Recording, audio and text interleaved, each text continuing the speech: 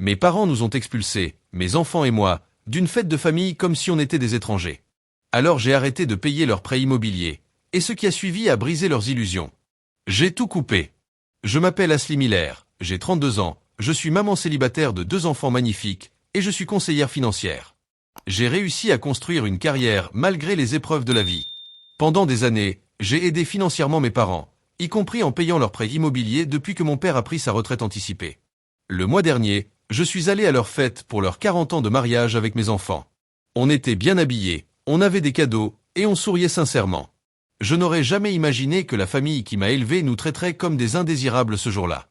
Avant de continuer cette histoire, dis-moi d'où tu regardes cette vidéo, clique sur le bouton j'aime et abonne-toi si toi aussi tu as déjà dû défendre tes enfants contre ta propre famille.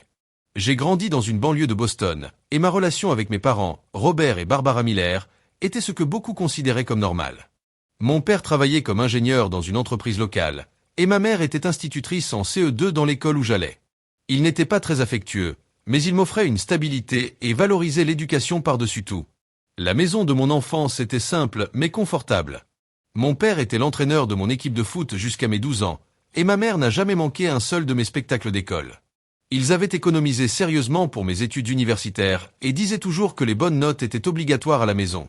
Je me souviens du sourire fier de ma mère quand je ramenais de bonnes notes, et des câlins maladroits mais sincères de mon père le jour de ma remise de diplôme. Comme il s'y attendait, je suis allé à l'université de Boston avec une bourse partielle. J'ai choisi la filière finance. C'est là que j'ai rencontré James Thompson, un camarade de classe charmant, qui est devenu mon mari, puis plus tard mon ex-mari. On est sortis ensemble toute la fac, et on s'est mariés juste après l'obtention du diplôme. On avait tous les deux 22 ans. Mes parents approuvaient James. Il venait d'une bonne famille et avait un avenir prometteur. J'ai trouvé un poste dans une société de conseil financier réputée, et James a été embauché dans une banque d'investissement. On a acheté une petite maison dans un bon quartier, et tout semblait aller parfaitement. Mes parents venaient nous voir une fois par mois pour le dîner du dimanche. Ma mère apportait sa fameuse tarte aux pommes et mon père discutait de la bourse avec James. Quand je suis tombé enceinte d'Emma à 24 ans, mes parents étaient ravis de devenir grands-parents. James et moi avions de bons emplois, un mariage solide, et le moment semblait parfait. Noah est né 2 ans plus tard, complétant notre petite famille. Ses premières années de parentalité étaient épuisantes mais très belles. Mes parents aidaient parfois pour garder les enfants, mais toujours sans trop s'impliquer. Comme disait ma mère, il faut laisser les jeunes parents faire à leur manière. Mais tout a basculé quand les enfants étaient encore petits. Emma avait seulement 4 ans, et Noah à peine 2. James a commencé à rentrer tard du travail, puis à travailler aussi le week-end. J'ai découvert des messages entre lui et son assistante. Quand je l'ai confronté, au lieu de nier ou de s'excuser, il m'a simplement dit qu'il n'était pas fait pour la vie de famille et qu'il voulait partir. 3 mois plus tard, il avait déménagé à Chicago pour recommencer une nouvelle vie, avec très peu de contact avec les enfants et des pensions alimentaires souvent en retard. Le divorce a choqué mes parents autant que moi. Je sentais leur déception, même s'ils ne le disaient pas clairement. Ma mère lâchait parfois des phrases comme « Peut-être que si tu t'étais moins concentré sur ta carrière » ou « Un mariage, ça demande des sacrifices, Ashley ». Leur soutien était devenu une critique déguisée. Pendant ce temps, ma petite sœur Jennifer semblait tout réussir à leurs yeux. Elle s'est mariée avec Michael, son amoureux de la fac, juste après les études. Il était dentiste. Ils ont acheté une maison dans le même quartier que nos parents. Jennifer est devenue graphiste à mi-temps, mais s'est surtout consacrée à son rôle de mère au foyer. Elle a eu 2 enfants, un garçon et une fille, parfaitement espacés, une maison impeccable et des petits pots bio faits maison. Les dîners du dimanche chez mes parents sont devenus des vitrines des exploits domestiques de Jennifer. Moi, malgré les difficultés, je me suis plongé dans mon travail. Je faisais des heures supplémentaires une fois les enfants couchés, j'ai passé des certifications, et petit à petit j'ai bâti une solide réputation. À 30 ans, j'ai été promu conseillère financière senior. Je gérais les comptes de clients fortunés. C'était ironique, j'aidais les autres à sécuriser leur avenir, alors que le mien restait toujours instable. La même année, mon père a annoncé qu'il prenait sa retraite anticipée à 62 ans à cause de problèmes de dos. Son entreprise lui avait proposé une bonne prime de départ. Mais ce qu'il ne disait pas, c'est qu'ils avaient de gros problèmes d'argent. Pendant des années, ils avaient aidé Jennifer et Michael à payer la maison, les travaux et la garderie privée. Leurs économies étaient presque épuisées. Un soir, peu de temps après l'annonce de la retraite de papa, j'ai remarqué que ma mère était tendue. Après le dîner, elle m'a demandé de parler en privé dans leur chambre. Elle m'a montré un avis de retard de prêt immobilier. Ils avaient 3 mois de retard, et la banque menaçait de saisir la maison. La pension de papa ne suffisait pas, et ils avaient trop honte pour en parler à quelqu'un. Sans hésiter, je leur ai proposé de les aider. Ma promotion avait augmenté mon salaire, même si c'était encore serré avec 2 enfants à charge. Mais je ne pouvais pas supporter l'idée que mes parents perdent leur maison après 30 ans.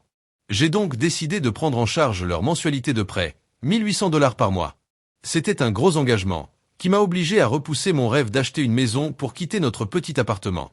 Mes parents ont accepté avec un mélange de gratitude et de malaise. Papa a promis que ce serait temporaire, juste le temps de se stabiliser. Mais les mois ont passé, et il est vite devenu clair que ce serait pour longtemps. Je ne me suis jamais plainte. Je voyais ça comme une façon de leur rendre l'enfance stable qu'ils m'avaient offerte. Ce qui me blessait, c'est que cet arrangement restait un secret. Pendant les repas de famille, mes parents continuaient de vanter le style de vie de Jennifer et Michael. Et ils faisaient des remarques subtiles sur ma situation malchanceuse. Une fois, j'ai entendu mon père dire à son frère que Jennifer cherchait une maison de vacances, puis ajouter que moi, je ne m'étais toujours pas remise de mon divorce. Malgré tout ça, je restais poli avec mes parents, pour mes enfants. Emma et Noah adoraient leurs grands-parents. Mais nos visites étaient devenues plus rares, car mes parents préféraient passer du temps avec les enfants de Jennifer. Quand on venait, ma mère critiquait souvent ma façon de faire avec les enfants. Elle critiquait leur goûter, leurs habits, et même comment je les habillais selon la météo. Au bout de 3 ans à payer leurs prêts, j'avais pris une routine. Chaque 1er du mois, je faisais le virement sur leur compte. Tous les dimanches, on essayait de faire un dîner en famille, même si c'était de plus en plus souvent chez Jennifer que chez mes parents. Et chaque soir, je bordais mes enfants dans notre petit appartement de 2 pièces en me promettant qu'un jour, je leur offrirais plus d'espace et de stabilité. Puis, on a reçu une invitation à la fête des 40 ans de mariage de mes parents. Un événement qui allait tout changer. L'invitation était dans une enveloppe crème avec des lettres dorées, très chic. C'était clairement l'œuvre de Jennifer, qui se prenait pour la planificatrice officielle de la famille. À l'intérieur, une carte annonçait la fête pour les 40 ans de Robert et Barbara Miller. Ça allait se passer au Westbrook Hotel, un des hôtels les plus chics de Boston. Il y aurait un dîner assis, un orchestre, et une réunion de proches et amis intimes. Malgré les tensions récentes, j'ai ressenti une vraie joie. 40 ans de mariage, c'est quelque chose de rare. J'ai tout de suite noté la date sur mon agenda et j'ai appelé mes parents pour les féliciter. On a hâte de tous vous voir, m'a dit maman, mais son ton laissait entendre que « tous » ne nous incluait peut-être pas.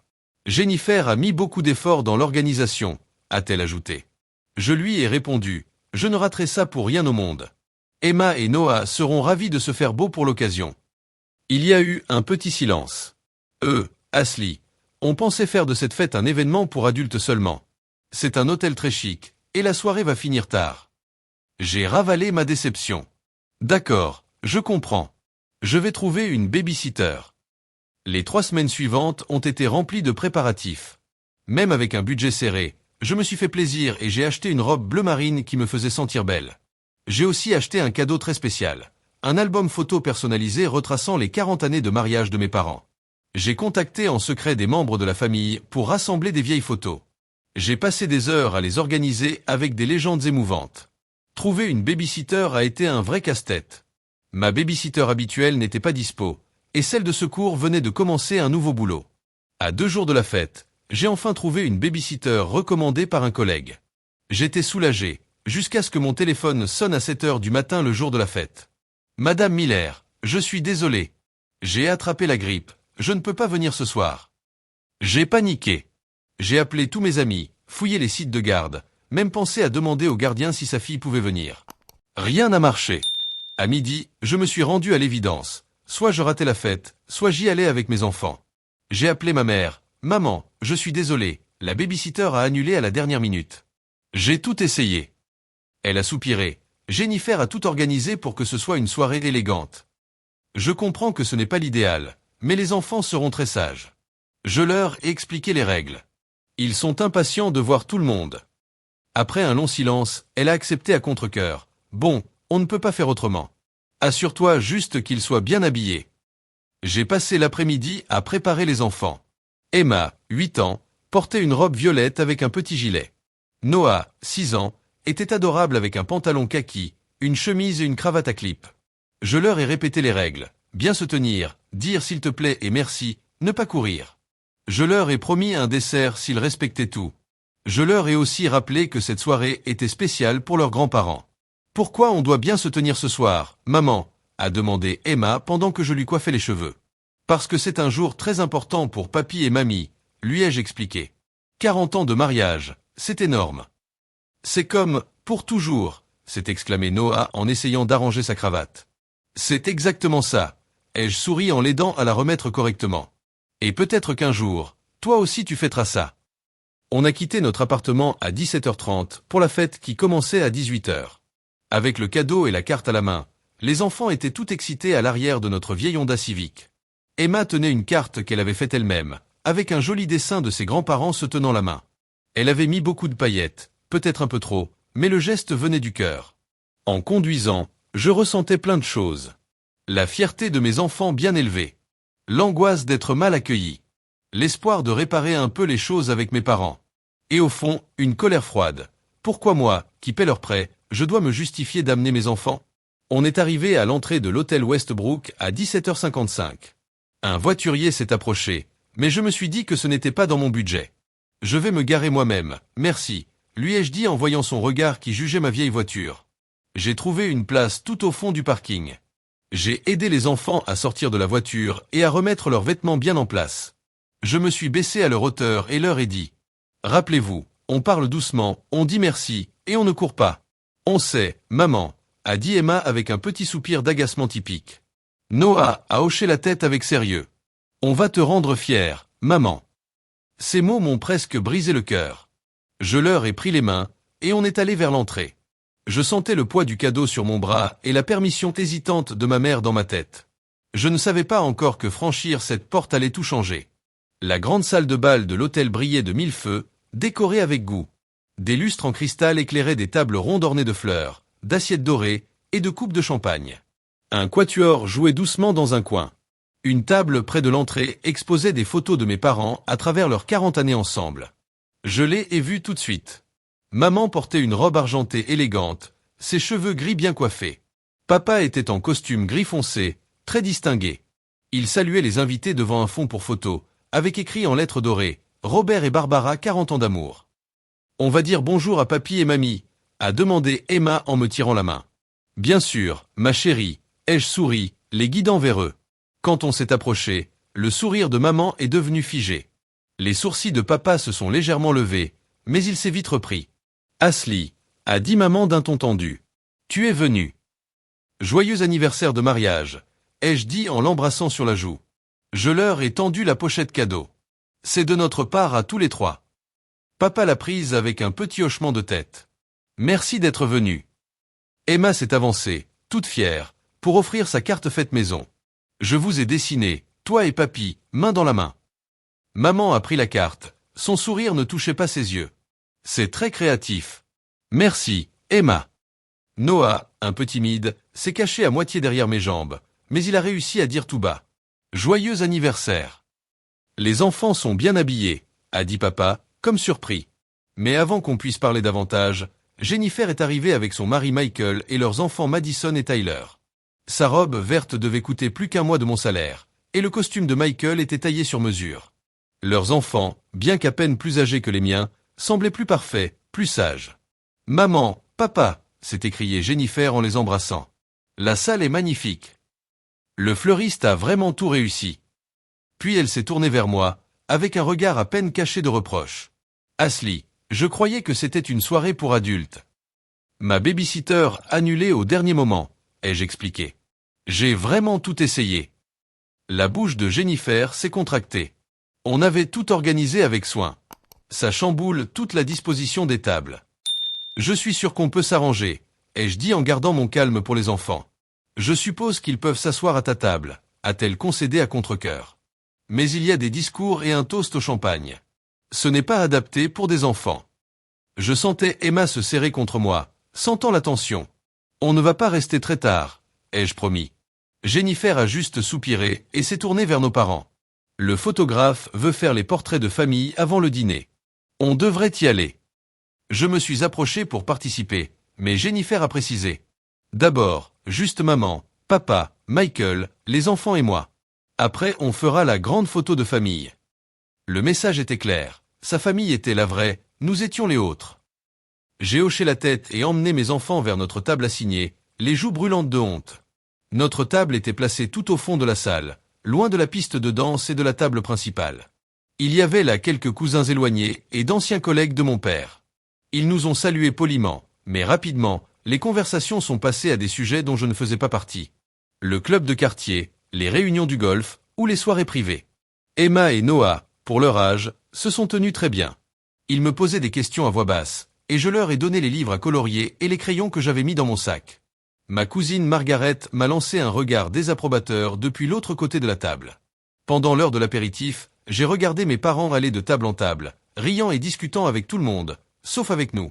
Jennifer était partout, dans son élément, agissant comme la co-organisatrice parfaite. À chaque petit bruit que faisaient mes enfants, elle nous jetait un regard appuyé. Le dîner a été servi. Un repas élégant en 3 plats, mais rien de ce qu'il y avait n'était fait pour des enfants. Noah a failli vomir son saumon poché. Emma a juste chipoté son risotto. Je leur ai murmuré, si vous goûtez un peu, je vous promets une pizza demain. Au milieu du plat principal, Noah a essayé d'attraper son verre d'eau, mais il a mal calculé et l'a renversé.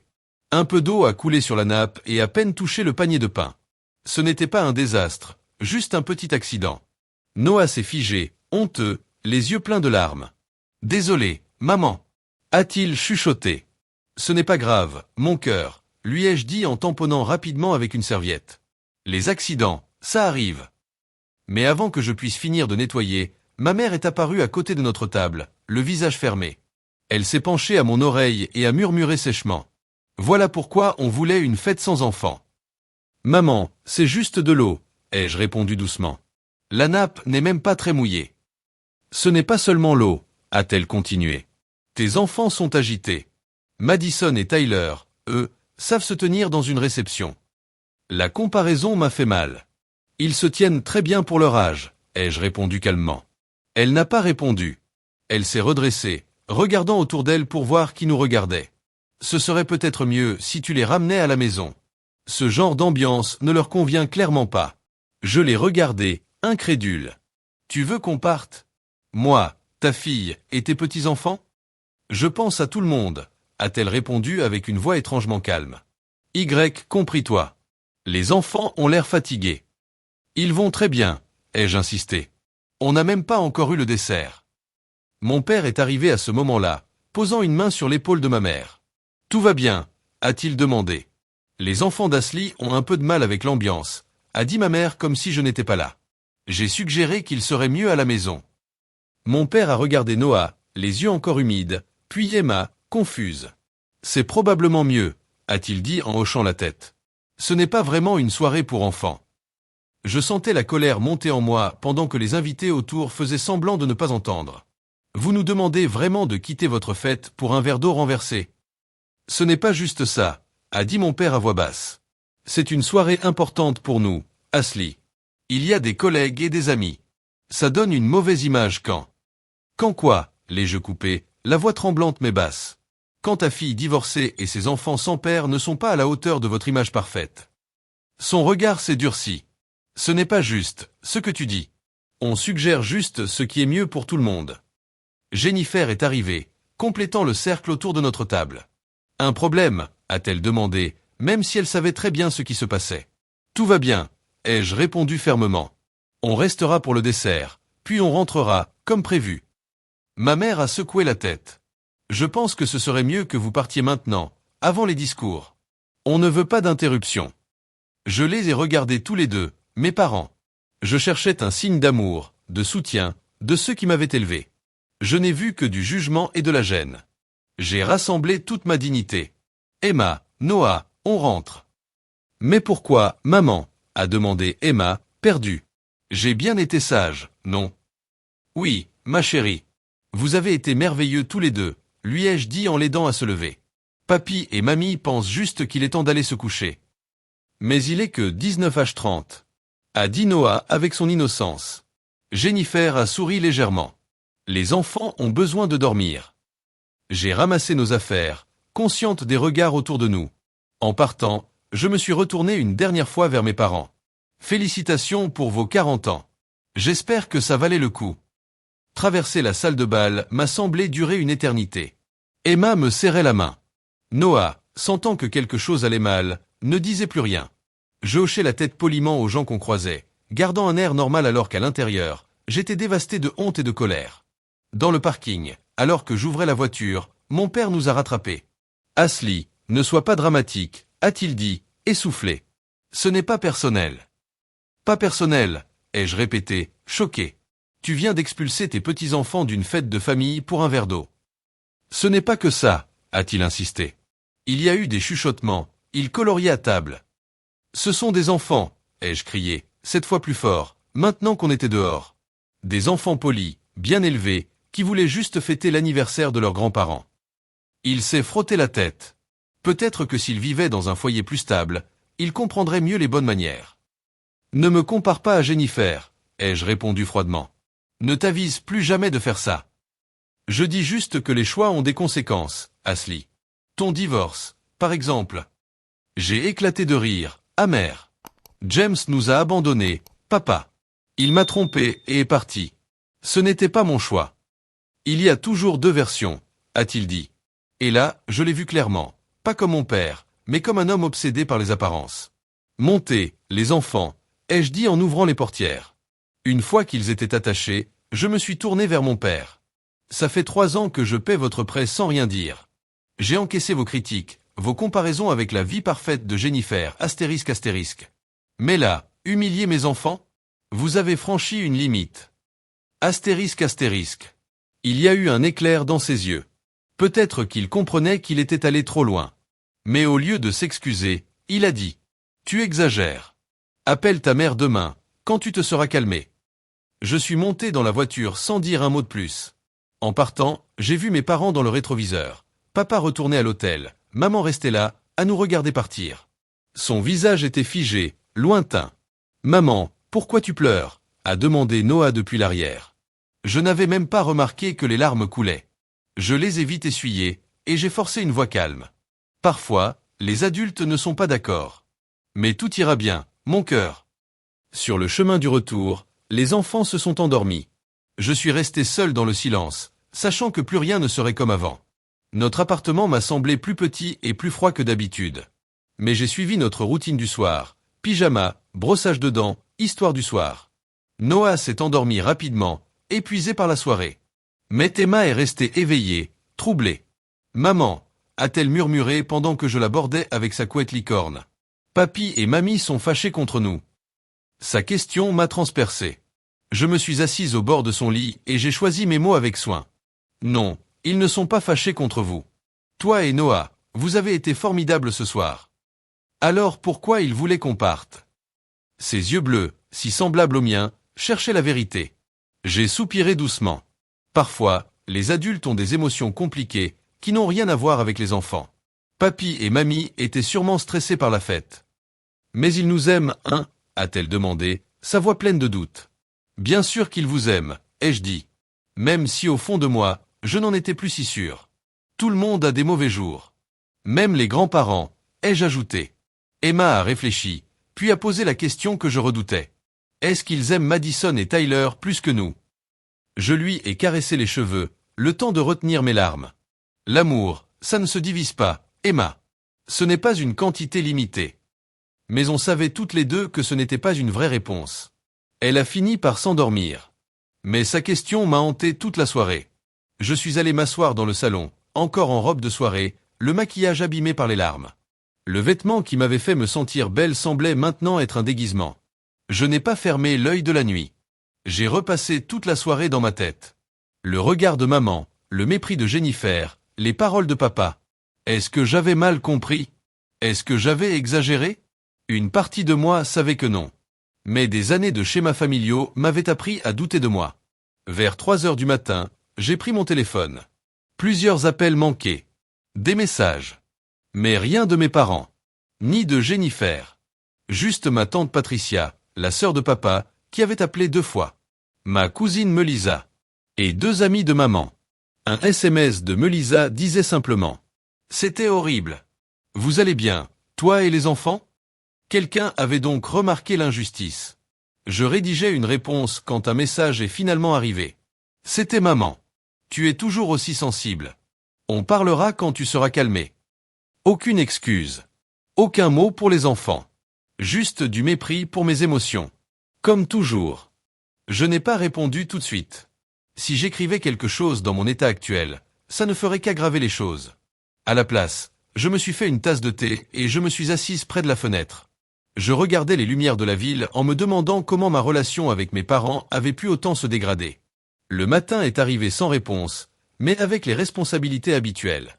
Préparer le petit déjeuner, rassurer les enfants. Emma avait la tête basse, tandis que Noah semblait avoir retrouvé le sourire. Il parlait d'un jeu vidéo qu'il voulait essayer. Je faisais semblant d'être joyeuse pour eux, même si cela me coûtait toute mon énergie. « Est-ce qu'on peut aller voir papy et mamie aujourd'hui ?» a demandé Noah innocemment en mangeant ses céréales. « Pas aujourd'hui, mon cœur », ai-je répondu. « Ils doivent être fatigués après leur grande fête. »« Est-ce qu'ils vont venir ici ?» a demandé Emma, avec la même inquiétude que la veille. « Je ne pense pas, ma chérie », ai-je dit doucement. « Et si on allait au parc à la place ?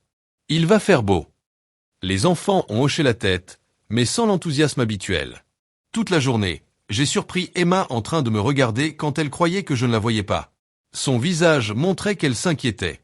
Noah, lui, s'est plongé dans ses jeux avec un enthousiasme forcé, comme s'il essayait de compenser l'ambiance tendue. Le dimanche soir, je n'avais toujours pas eu de nouvelles de mon père. Et maman m'avait juste envoyé un message. « J'espère que tu as eu le temps de réfléchir à ton comportement. Nous devons en discuter avant le dîner de dimanche prochain. » Mon comportement ? Comme si c'était moi qui avais humilié publiquement mes enfants pour un verre d'eau. Ce message a confirmé ma décision. Je devais mettre de la distance entre nous jusqu'à ce que j'aie une vraie excuse. Le lundi matin, j'ai repris la routine normale. J'ai déposé les enfants à l'école avec des câlins et des paroles rassurantes. Puis je suis allé au travail. Mais j'avais du mal à me concentrer sur mes clients et les analyses de marché. Ma collègue Rachel a remarqué mon état lors de notre réunion. « Ashley, ça va ?» m'a-t-elle demandé quand on était seuls. « Tu n'es pas dans ton assiette. » Sa gentillesse m'a presque fait craquer. Avant même de m'en rendre compte, je lui racontais tout. Le prêt immobilier, la fête, l'humiliation, la réaction de mes parents. Rachel a écouté sans m'interrompre, l'air de plus en plus choqué. Quand j'ai fini, elle a secoué la tête. « Ashley, ce n'est ni normal, ni acceptable. Tu le sais, hein ? » « Je sais que c'était horrible, » ai-je répondu. « Mais ce sont mes parents. » « Des parents qui ont accepté ton aide pendant 3 ans, puis t'ont traité comme une étrangère ? Tu accepterais ça de quelqu'un d'autre ? » Sa question m'a frappé. Si un ami traitait mes enfants comme ça, est-ce que je lui trouverais des excuses ? La réponse était claire, non. Tu mérites mieux, a continué Rachel. Et surtout, tes enfants méritent mieux. Ils doivent voir leur maman se défendre. Elle avait raison. La honte que je ressentais n'était rien comparée à la confusion d'Emma et Noah. Combien de fois encore avant qu'ils croient qu'ils ne valent pas autant que Madison et Tyler ? Ce soir-là, en rentrant, j'ai trouvé Emma en train de déchirer un dessin. C'était une fresque familiale qu'elle avait mis des jours à faire, avec papy, mamie, Noah, moi et elle. J'ai fait une erreur, a-t-elle dit sans me regarder. Je dois recommencer. Quelle erreur, ma chérie ? ai-je demandé doucement. Elle a hésité, puis a répondu tout bas. Je ne crois pas que papy et mamie veuillent être sur nos dessins de famille maintenant. Ces mots m'ont brisé. C'était la dernière goutte. Mes enfants étaient blessés à cause du comportement de mes parents. Et je laissais faire au nom de la paix familiale. Ce soir-là, une fois les enfants couchés, j'ai appelé Rachel. Elle m'avait proposé de parler, et j'avais besoin de conseils. Je ne sais pas quoi faire, ai-je dit.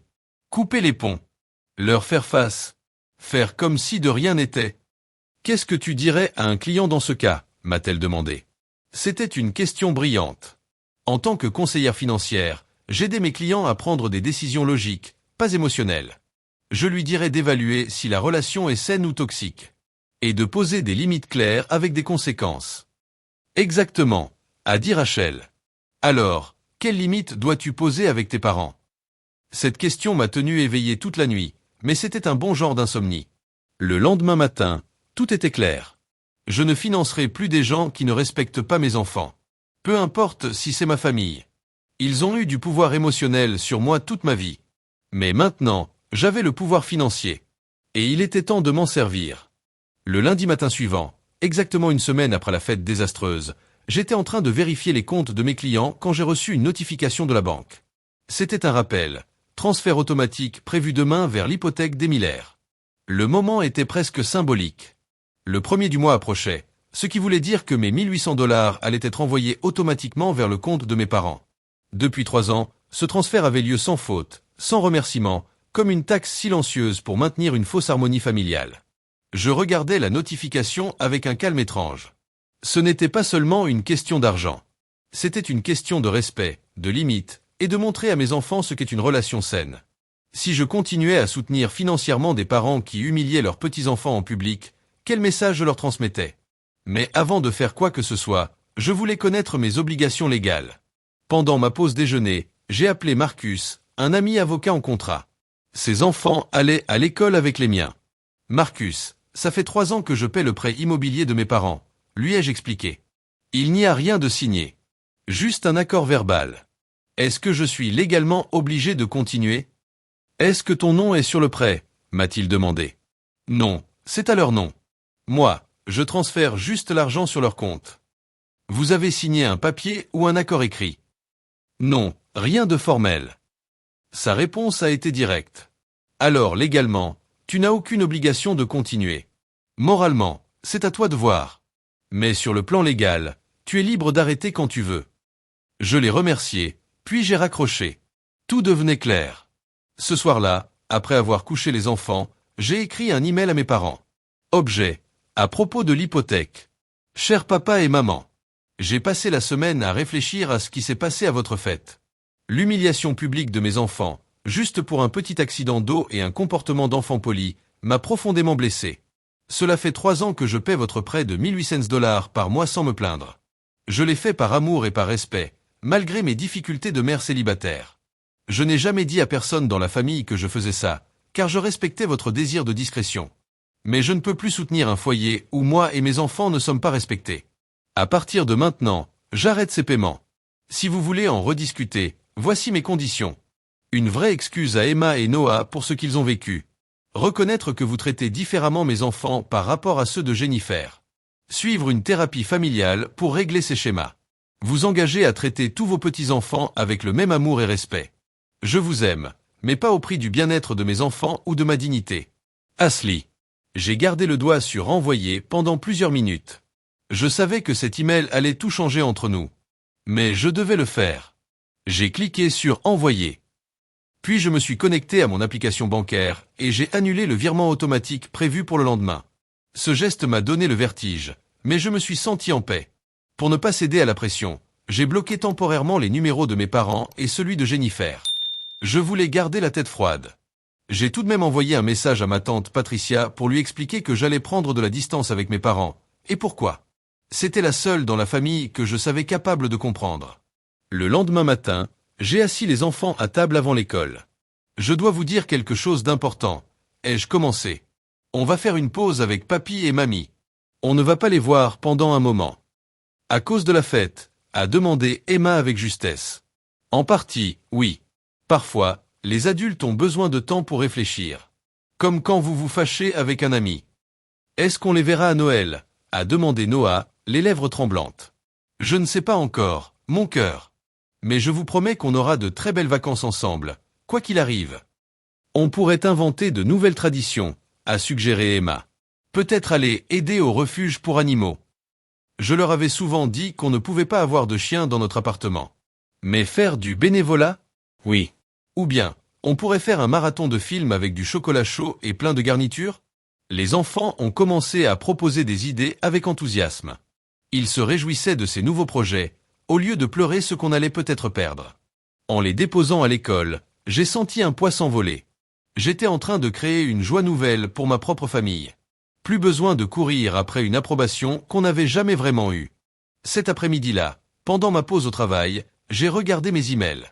Comme je m'y attendais, plusieurs messages de mes parents m'attendaient. Le message de ma mère était court et glacial. Ashley, je suis choqué par ton immaturité et ton manque de gratitude. Après tout ce qu'on a fait pour toi et tes enfants, c'est comme ça que tu nous remercies? Ton père est bouleversé. J'espère que tu reviendras à la raison avant qu'il ne soit trop tard. Celui de mon père était plus long, mais tout aussi vide de remise en question. Je suis extrêmement déçu par ton message et ta décision. Nous t'avons soutenu dans toutes tes erreurs, y compris ton mariage raté. Une soirée difficile dans un événement pour adultes, et tu réponds par un chantage financier. Le paiement est dû aujourd'hui. Si tu ne le fais pas, on devra puiser dans nos économies. C'est vraiment ce que tu veux? Appelle ta mère quand tu auras repris tes esprits. Aucune excuse. Aucun mot pour Emma ou Noah. Juste des reproches sur ma réaction et sur leur argent. J'ai fermé ma messagerie sans répondre. Pour la première fois de ma vie d'adulte, j'avais posé une limite à mes parents. Et je tenais bon, même si c'était inconfortable. Les 1800 $ qui seraient allés à leur prêt sont restés sur mon compte. De l'argent que je pourrais mettre de côté pour offrir une maison à mes enfants. Le vendredi suivant, les messages ont recommencé. Jennifer a appelé 3 fois mon bureau. Puis elle a laissé un message vocal furieux. Tu es une ingrate et une égoïste. Papa et maman t'ont tout donné, et maintenant tu les punis parce qu'ils ont demandé à tes enfants mal élevés de quitter un événement réservé aux adultes. Ils ont dû emprunter pour couvrir la mensualité que tu avais promis de payer. La tension artérielle de papa est en train de monter à cause de toi. S'il lui arrive quelque chose, ce sera de ta faute. La vieille Ashley aurait rappelé tout de suite. Elle se serait excusée. Elle aurait relancé le virement. Mais la nouvelle Ashley, celle qui avait vu sa fille déchirer un dessin de famille à cause du rejet qu'elle ressentait, cette Ashley-là a simplement transféré le message vocal dans son dossier personnel, comme preuve de harcèlement. Pendant le week-end, d'autres membres de la famille ont commencé à s'en mêler. Des cousins éloignés, des tantes, des gens que je ne voyais jamais, m'ont envoyé des messages. Certains se disaient inquiets. D'autres me jugeaient. Certains osaient me demander si j'allais vraiment laisser mes parents perdre leur maison. J'ai supprimé toutes mes applis de réseaux sociaux et me suis concentré sur mes enfants. Mais le lundi, mon travail a été touché. Ma chef Diane m'a appelé dans son bureau. Ashley, j'ai reçu un appel très étrange ce matin. Son visage était sérieux. Une femme qui s'est présentée comme ta sœur a dit que tu gérais mal tes finances et que tu étais instable. Elle a suggéré qu'on revoie les comptes clients que tu gères. Mon cœur s'est figé. Jennifer avait appelé mon lieu de travail. Diane a hoché la tête. Je l'ai immédiatement envoyé promener. Mais je voulais que tu sois au courant. Je suis désolé. Ai-je commencé, humilié que mon drame familial déborde sur ma vie professionnelle. Ne t'excuse pas, m'a-t-elle coupé. Je travaille avec toi depuis 6 ans. Je te fais entièrement confiance. Elle a marqué une pause. Cela dit, est-ce que tout va bien? On dirait que c'est sérieux. Je lui ai brièvement expliqué ce qui se passait. Le prêt. La fête. Les humiliations. Ma décision de poser des limites. À ma grande surprise, Diane n'a pas eu l'air choquée ou critique. Elle a hoché la tête avec compassion. J'ai vécu quelque chose de similaire avec mon frère, a-t-elle avoué. Parfois, les limites les plus difficiles à poser sont celles qu'on pose avec sa famille. Mais pour ce que ça vaut, je pense que tu fais ce qu'il faut. Son soutien m'a énormément touché. Et en quittant son bureau, elle a ajouté. La gestion du compte Richardson est à reprendre. Je pensais te le confier avant tout ça, et je pense toujours que tu es la bonne personne. Cette promotion viendrait avec une belle augmentation.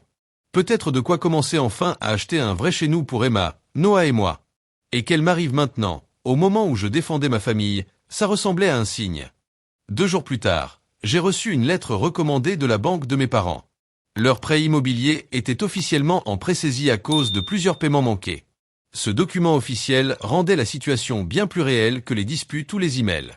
Mes parents allaient vraiment perdre leur maison si rien ne changeait. Cette nuit-là, je n'ai pas dormi. Malgré tout, l'idée que mes parents dans la soixantaine puissent se retrouver sans toi m'angoissait. Je les aimais encore, malgré leurs défauts et tout ce qu'ils m'avaient fait.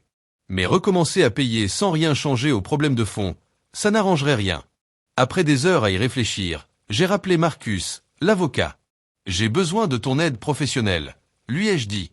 Je veux rédiger un contrat légal pour reprendre les paiements, mais avec des conditions très précises. 2 semaines plus tard, on était assis dans son cabinet. Mes parents étaient en face de moi, l'ambiance était glaciale. Cette fois, il n'y avait pas de chantage affectif. La menace réelle de la saisie de leur maison avait fait tomber les masques. Je vous ai fait venir parce que je suis prête à vous aider à nouveau, ai-je commencé calmement. Mais seulement avec des conditions claires et écrites, pour protéger mes enfants et moi. Mon père a voulu protester, mais ma mère l'a stoppé d'un geste. La réalité de la banque l'avait rendu plus pragmatique. Marcus leur a tendu le contrat. Ce document décrit la volonté de Madame Miller de reprendre les paiements, sous certaines conditions. Mes parents ont lu en silence. Leur visage s'est assombri en découvrant les termes. Visite régulière avec Emma et Noah, dans des lieux neutres, jamais chez eux, où la famille de Jennifer est toujours présente. Participation obligatoire à des séances de thérapie familiale mensuelles. Interdiction de critiquer mon éducation, mon métier ou mes choix de vie. Traitement égal de tous les petits-enfants lors des événements familiaux. Rupture immédiate du contrat si l'une des règles est enfreinte. C'est une insulte, a murmuré mon père.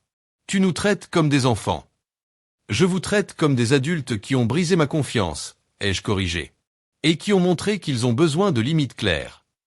Ma mère a levé les yeux de la feuille. Et si on refuse? Alors je vous souhaite bonne chance pour régler la situation avec la banque, ai-je dit posément.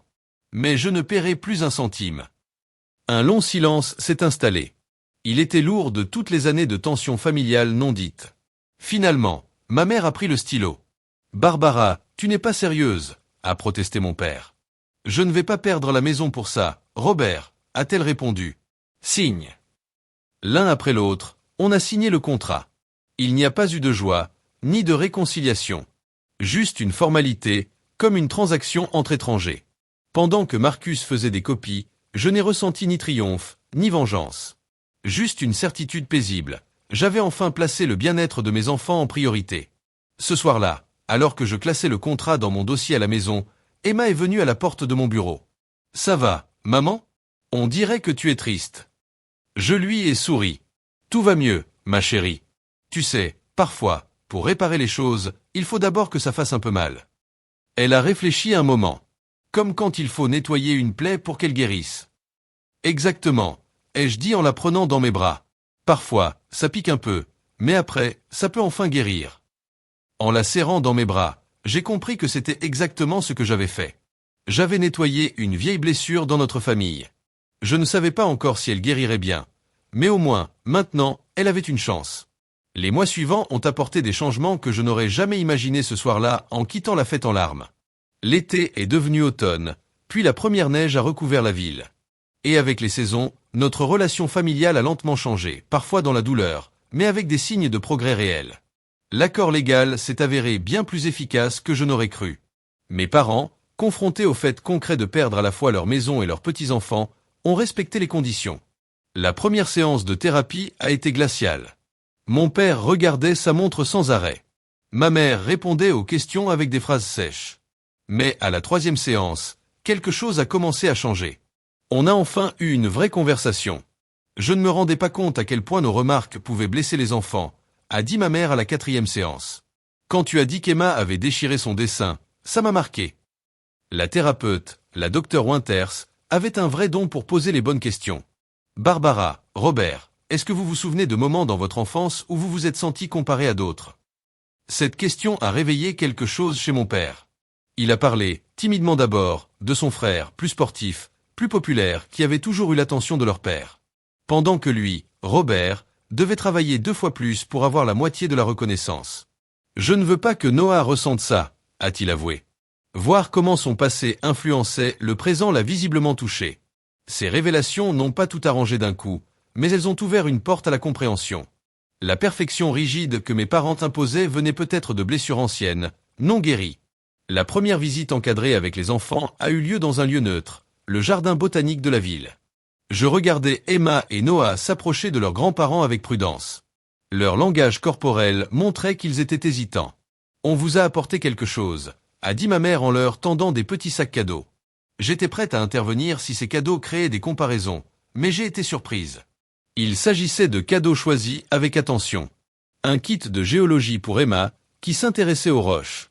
Un jeu de dinosaures à construire pour Noah, passionné par les T-Rex. Mamie savait que j'aimais les roches, m'a demandé Emma plus tard, surprise mais contente. Je l'ai mentionné pendant une séance de thérapie, ai-je expliqué, moi-même étonné que maman ait retenu. Les vacances d'hiver approchaient, les premières depuis la fameuse confrontation. Au lieu de la traditionnelle soirée de Noël chez mes parents, on a trouvé un compromis. Un déjeuner dans un restaurant, suivi d'un après-midi patinage au parc. Jennifer et sa famille ont été invités, mais ont décliné. Ce qui a transformé la réunion en un moment plus intime, sans compétition ni tension. Sans avoir à jouer à la famille parfaite, mes parents semblaient plus détendus, plus présents. Ils ont écouté Noah expliquer toutes les sortes de dinosaures.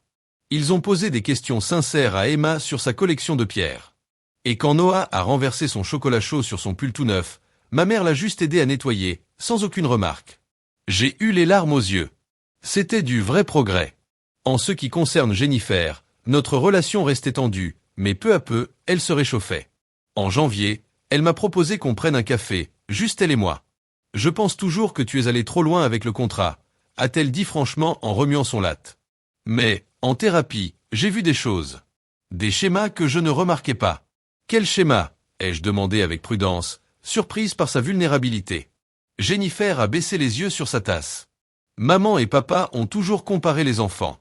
Et ils t'ont toujours jugé plus durement que moi. J'en ai profité, donc je n'ai jamais rien dit. Mais ce n'était pas juste. Ce n'était pas une vraie excuse, mais c'était un début. Un vrai aveu. Avant qu'on se quitte, elle a ajouté. Madison veut faire une soirée pyjama avec Emma. Si tu es d'accord, on pourrait organiser ça.